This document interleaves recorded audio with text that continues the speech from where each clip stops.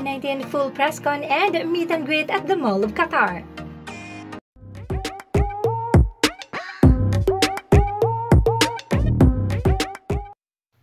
SB19 has just held their press con and meet and greet at the Mall of Qatar, and it is such a grand setup.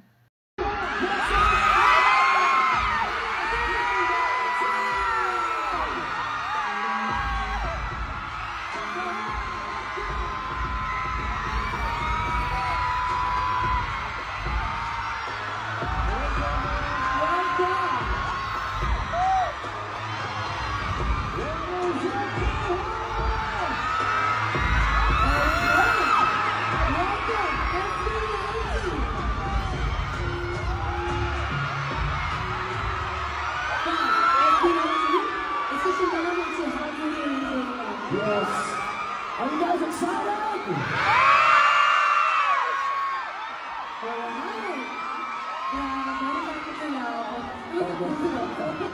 So before we begin, guys, I think it's only proper that we give them a welcome for joining you here. So let's start off with you, my friend. What is up, man?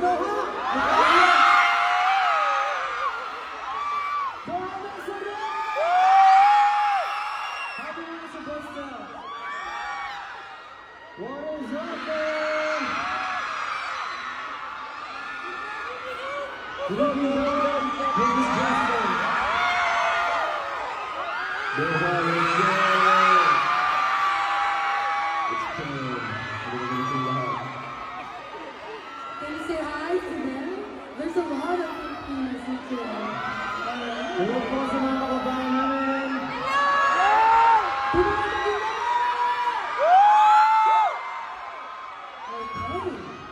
Alright, have a seat, gentlemen, because right now, relax muna tayo. With this, so yeah, here we go next. Okay, let's now throw the mic to our social media press right there. Let's start a press conference proper for this time. RJ Queen and Icy right there. Hey, good evening, Kabayan, and good evening, SB19. Hey, hi, my name is Colleen, and I'm here with... Hello to everyone, and all the people that are here in MLQ, a very good evening, and hello to SB19. My name is RJ Icy. Alright, and right now we are together with social media partners right here for them to throw their questions directly to SB19. First up, we have Qatar Tribune, Doreen Regis. Hello, good evening. My name is Doreen. Hello po. Welcome to the world. I would like to ask, how has your Simula Qatar's work been so far? And what makes Qatar special for you? Thank you. Thank you so much for that question. To be honest with you, Simula Qatar's tour is really exhausting. But at the same time, it's really rewarding because we get to see beautiful faces like these people. Last time there were countries and cities that we weren't able to go to because unfortunately some of the stops were canceled. So we promised together with our team that as much as we could, we would try to visit different places all over the world.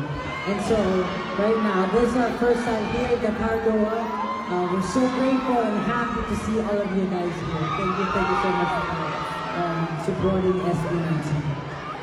Such a heartwarming answer, Pablo. Thank you for answering that question, and thank you, G, for giving us that question. Now, to QCAS for our next question. hello SB19, welcome to Doha, by the way. Thank you so much. Yes, okay. My question would be for the 18 fans as well. After you have the 18 fans namin!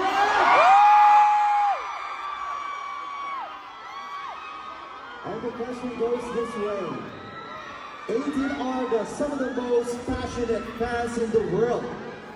What's a fan moment that truly touched you? Actually today. Yeah, I mean, seeing you guys today here, this is the first time here, but seeing you guys here tonight, we're very happy and we're very touched to see you guys here tonight. Maraming salamat po sa pagpunta. We know that tomorrow is the concert day, pero you are here tonight to show and to welcome us here in Doha. And I think every time we perform or we share the stage with 18, that's already special. And especially tonight, we're very happy and thankful to everyone who's here. And we hope to see you guys tomorrow at our concert. And again, 18, thank you so much. Mahal na mahal namin kayong lahat. Thank you so much, Sal. And yes, kung na-touch ka na tonight, tignan mo bukas kung ano mangyayari. Let's see tomorrow. Alright, up next we got here RDTV, the representative of TFC. Your question, please. Hello, Mahalima! Welcome to Doha! I'm RD from the Filipino channel and Papsi TV, of course. My question, SB19 has gained massive recognition globally. How do you stay grounded despite your international success? Of course, nagsasaksak po sa saksakan. But siguro for us, it's always syempre appreciating our little things. Kasi if you don't appreciate life or you don't appreciate the little things and the people around you, pwede syempre papunta ka sa iba, or kainin ka ng siguro lahat ng achievements sa mga nangyayari po nowadays. But more importantly siguro, learning to listen to people as well. Of course, to those who really care. And siguro with us, we always try to humble each other and mas mag-usap kami during the hard times. Such a great answer, Josh. Thank you for that. An amazing answer. Now we have to move on to our next social media partner. Fabinica, what's your question? Welcome to Qatar SB19. I'm Ika from Fabinica Vlog, and my question is, parang contest. If you could dedicate one new song just for 18, what would the title be? Maybe Kaharian. Kaharian, or in English, Kingdom. I'm thinking that it will talk about like the community that was built by 18, with all the good things that they did, like helping people, help us achieving the goals for the Filipino music. Yeah, Kaharian, it's for everyone. Thank you. Thank you all. Alright, so nakikita niyo naman na yung kaharian niya dito sa Doha, Qatar. Nung kanina pa talaga tumili, right from the moment they saw your hair strands from the top, no? Alright, up next we got here, Mega by Heart. Your question, please. Hi, SB19, welcome to Doha, Qatar! And Abisana, Egnan! Maligayang tagalakbay sa mundo ng mga tao. My question is, what's one thing that you've learned from your international class that inspires your music?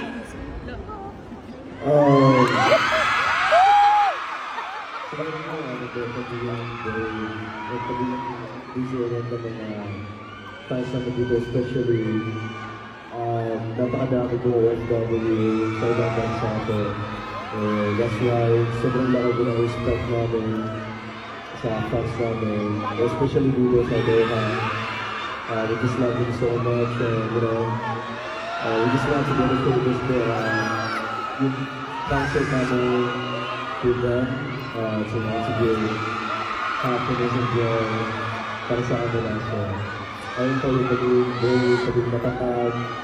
Ang dami namin kanta na binibay sa paging natin si Joey namin.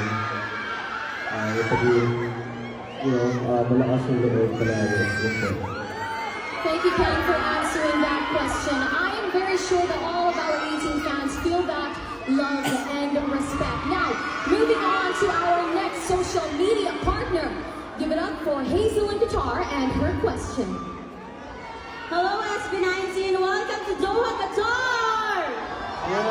Hello, I'm Hazel of Hazel in Qatar. Here's my question. What's the first thing that came to your mind when you heard you'd be performing here in Doha, Qatar? Siyempre po masaya. Katulad po ng promise namin na katulad namin po kanina, nag-promise kami na as much as we can, we would visit the countries and the people na hindi namin napuntahan. Lalo na dito sa Qatar, this is our first time here, so very excited kami to perform in front of all of you. Abangan niyo yung pasabog bukas. Kasi na, dapat manonood kayo lahat kung lalabas na ang bibili ng ticket. Para yun, I just wanna say, maraming salamat kasi po, first time namin, naging kapagtanggap niyo sa Thank you so much, Pablo. And I believe yung pagiging masaya mo is hindi ka bibiguin ng 18 Qatar. Am I right, 18? Alright, we got our last representative right here from Sinag Digital Media, Miss Kai. Marhaba, Mahalima, welcome to Qatar. Hello. Hi, I'm Kai. I'm from Sinag Digital Media. Salamat, maraming salamat sa pagpunta niyo sa amin dito sa Qatar. Alam namin marami na kayong napuntahan and you are here with us. So thank you very much. Okay, ang tanong ko is straight from Manila na pinapatanong ng sister. Na sobrang mahal na mahal kayo. From all of your singles, mula Tila Luha hanggang Umaaligid, ano ang pinakang theme song nyo ngayon na lahat ng concerts nyo are sold out? O, di ba napaisip sa'yo? No rush, I can do this all day. Siguro po, SLNT. SLNT kasi syempre nagpapasalamat po kami sa mga tao. Syempre po, katulad dito sa Qatar, sa Doha, maraming salamat po sa AP. Sobrang po sa makinig na pagtanggap sa amin. At first time po namin dito, pero lahat ng destinations na pupuntahan namin talagang sila sa sold out po nila. Kaya naman feeling ko po dito, kasi sold out din po. Thank you very much. Salamat po. Thank you so much, SB19, as well as our social media partners. And thank you, 18, so wala mong na paghiyaw. We're throwing the mic back to you on stage, Carl and Mary Jane. Thank you very much once again, RJ Pauline and RJ Casey. I mean Icy. Anyway, RJ Mary Jane, this is a time for SB19 to give their message to our friends. Everyone would love to buy their tickets. So, maybe our last message from you guys. Alright. Yes, salamat po ng mga team na nandito ngayon. Gusto po namin magpasalamat for supporting us, for always cheering for us and listening to our music. We love you guys. Maraming salamat po. We hope to see you tomorrow at a concert sa Qatar National Convention Center. Sa mga hindi pa po nakakabili ng tickets, you can still buy your tickets. And yeah, see you tomorrow guys. Maraming salamat po. Okay.